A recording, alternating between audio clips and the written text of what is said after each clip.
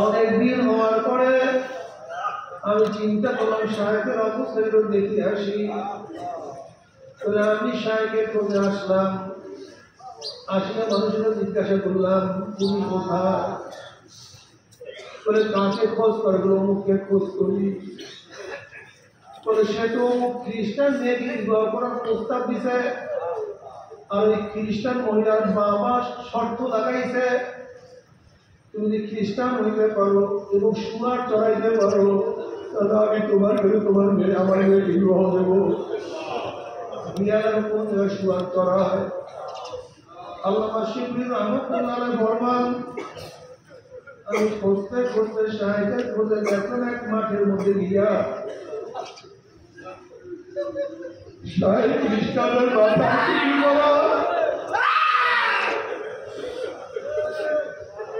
খ্রিস্টানদের সিন্দুর তার কোমরের মধ্যে বাঁধা, এবং সবচেয়ে বেশি কষ্ট পাইছি যে লাঠির মধ্যে ভর দিয়া সাহেব আমাদের বয়ান করতো, আমাদের নসিহত করতো, সেই লাঠির মধ্যে ভর দিয়া শুয়া চড়াইতে আসে।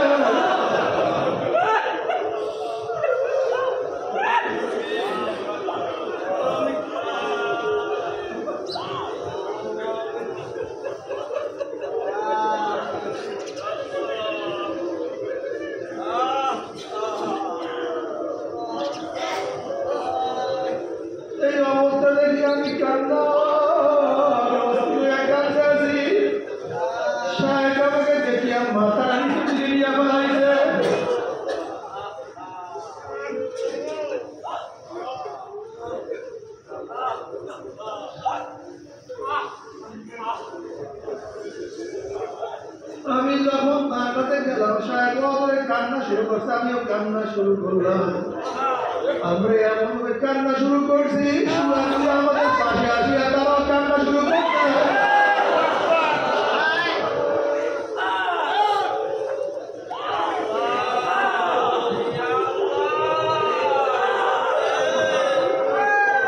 এবার অনেকক্ষণ কান্না কাটি বলে যখন স্বাভাবিক হইলাম আমি তখন তাকে বললাম সাহেব আপনি হাফেজে কোরআন ছিলেন, আপনার কি কোরআনের কোন আয়াত মনে আছে নাকি? তখন সাহেব করলাম না, তিনি বললেন আমার মাত্র দুইটা আয়াত মনে আছে, তার মধ্যে একটা আয়াত আমার মাওলা পাক যাকে অপমান করে বলতে পারে না সম্মানিত করে কেউ না।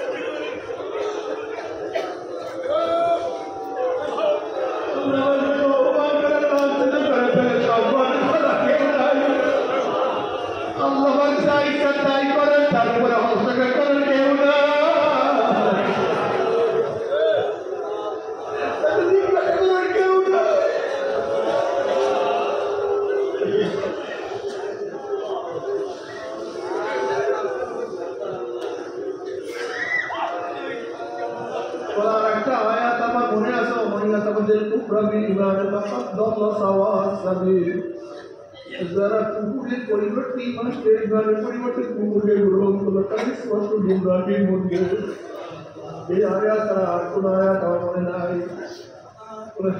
আপনার হাফুল হাদিস বহু হাদিস আপনার মুখস্থ ছিল, কোন হাদিস কি আপনার মনে আছে নাকি? সমস্ত হাদিসের মোকাবেলা মাত্র সমস্ত হাদিসের পরিবর্তে আমার একটা হাদিস মানে মনে আছে, আমার বাদলা দিনাও ভাবগুলো যারা দিনকে পরিবর্তন করিয়া বলাইছে তাদের কতল করিয়া দেওয়া।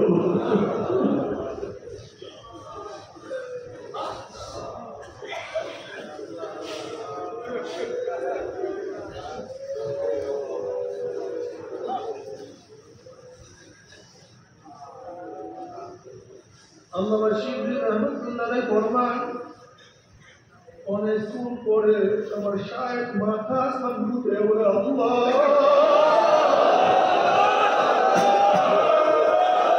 তুমি তোমার বাবাকে আমার কাছে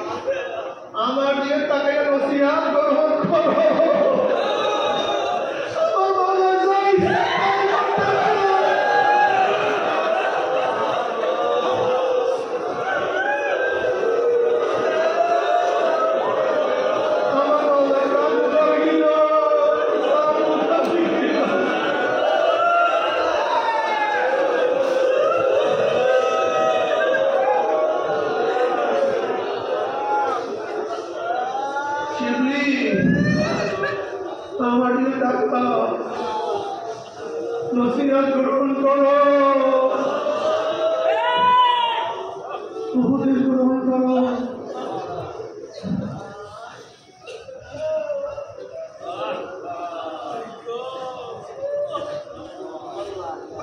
আল্লাহ শিবলি রহমাতুল্লাহ ফরমান,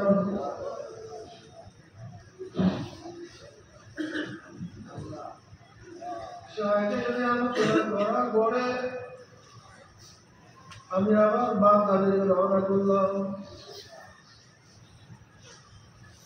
এখনো 3 মঞ্জিল বাকি আছে।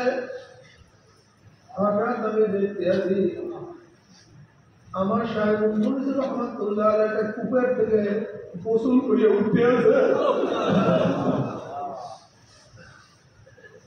আশহাদু আল্লা ইলাহা ইল্লাল্লাহ ওয়াহদাহু লা শারীকা লাহু وأشهد أن محمدا عبده ورسوله।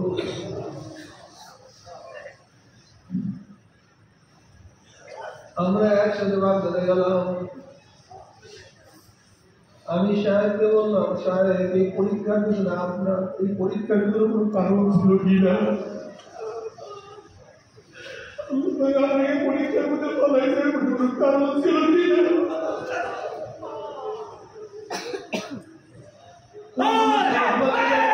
বহুত বড় কারণ ছিল। তাহলে কি কারণ?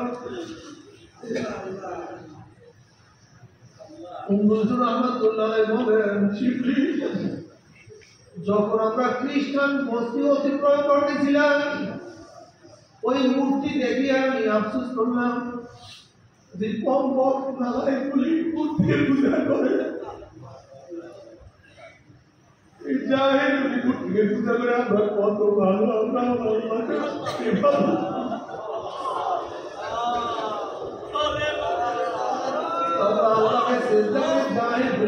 পূজা করে কত কম বা কত না লাগে। এর মধ্যে গায়ে থেকে আওয়াজ পাইলাম, ও মুরুসি তুই যাবি না লাগে সেটা থেকে তুমি করে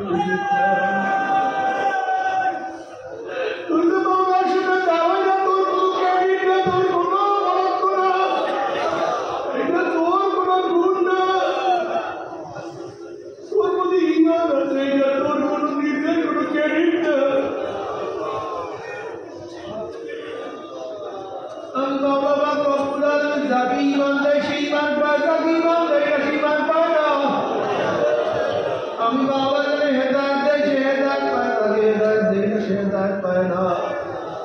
শিব তুই দেখ, তুই দেখ। এই কথার সাথে সাথে আমি দেখলাম আমার কলমের টিকিটা উড়িয়া গেল। আসলে ওই যে ইমাম ছিল, আমার কলম থেকে ইমাম বের হয়ে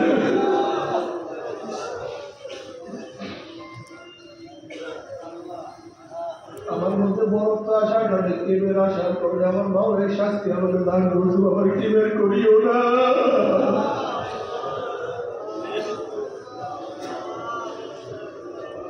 এক আল্লাহ ওই শয়তান নাতি মসজিদে ঢুকছে তাহাজ্জুদ পড়তে,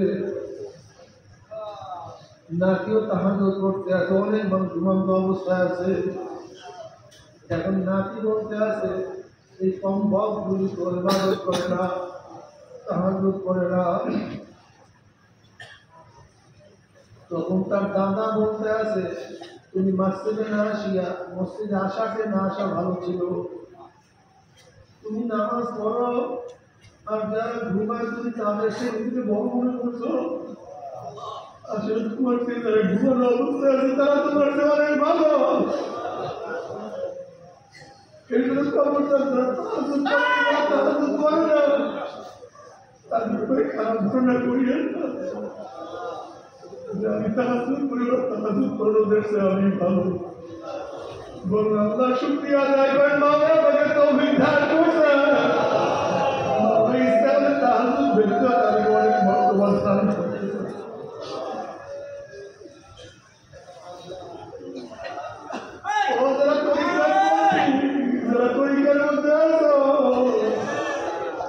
নিজেকে বড় মনে করিও না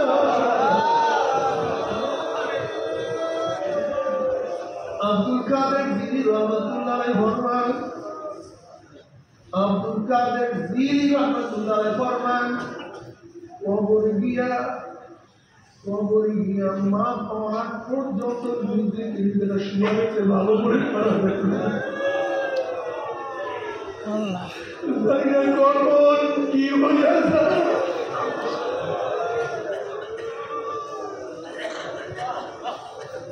বাইজিদ বুস্তামি রহমতুল্লাহ আলাইহি আর সামনে দিয়ে তিনি একজন রওনা করছে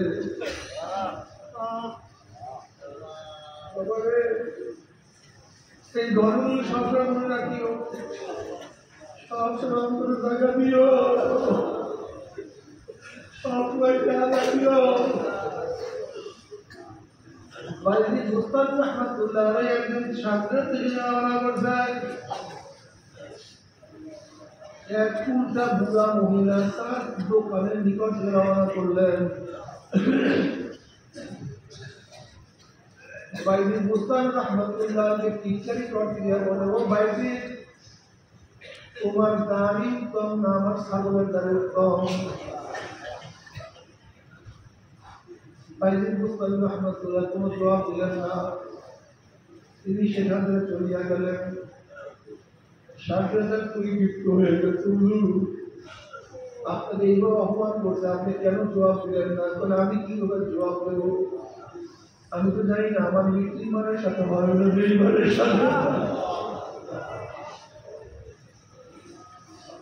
আমি আপনার কাছে জবাব দিতে পাও না যদি আমার মৃত্যু মানের সাথে দাও তাহলে আমার কিছু সময়ের জন্য মৃত্যু হাজার দিন আমি মহিলার জবাব দিতে পারি তিনি বেকারে কোনো মুহূর্তে সাথে থেকে ওসিয়াত করছেন আমি মৃত্যু বরণ করার পরে আমাকে কাপড় পরাইয়া জানালা দিয়া ওই মহিলার দোকানের নিকট থেকে রওনা করবা কিন্তু মহিলার দোকানের থেকে কিছু অপেক্ষা করবা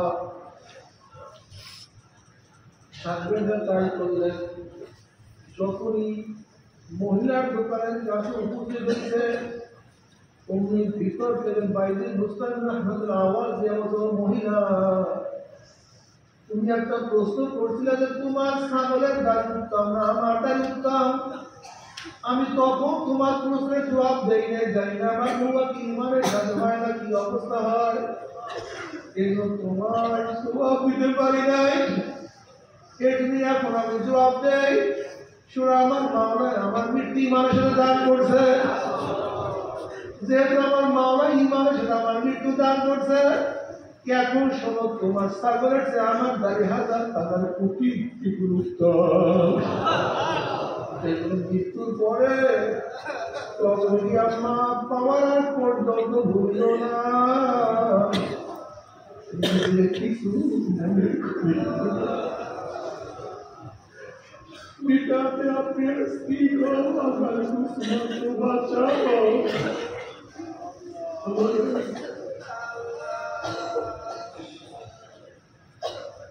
বাবারে আল্লাহর কাছে দোয়া করো কবুল না করে কিছু না সবসময় কলম থেকে বাংলা থেকে ঢুকায় রাখো দিয়ে রাখো সবসময় দোয়া করিও চোখের পানি শুকায়ও না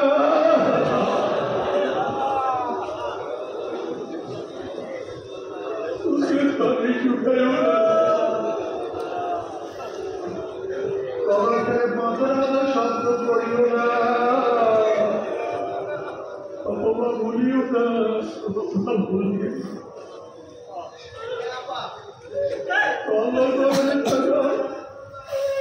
মাওলার দিকে সব তোমার নিজেকে ঢুকে রাখো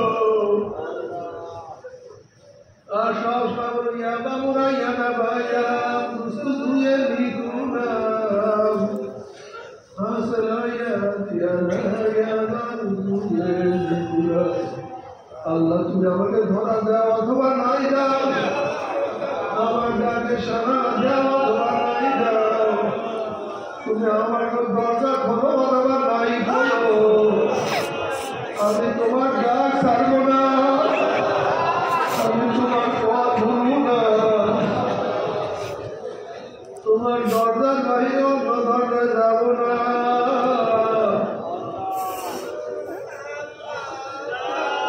তুমি আমাদের টাকা অথবা নাই টাকা আমি তোমার দিয়ে টাকাই থাকবো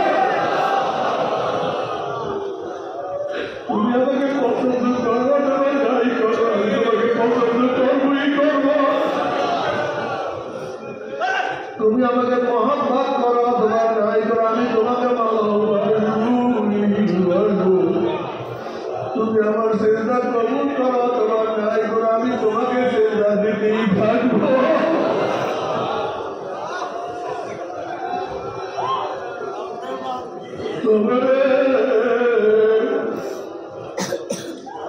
রহমতের গর্দিন চলিয়ে গেছে যাই না রহমত পাইলাম কি পাইলাম না আজকে চলিয়ে গেছে মাফ করতে পারলাম কি পারলাম না